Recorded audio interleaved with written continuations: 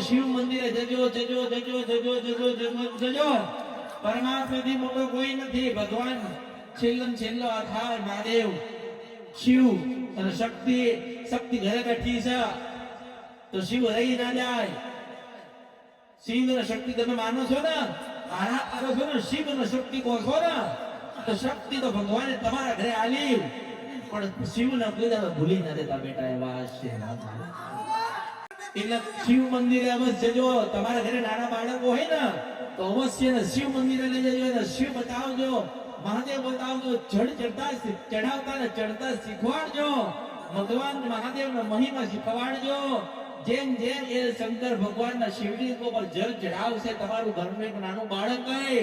તો બુદ્ધિ અને ચેતનમય બનશે મેરડી સ્વાગણ્યું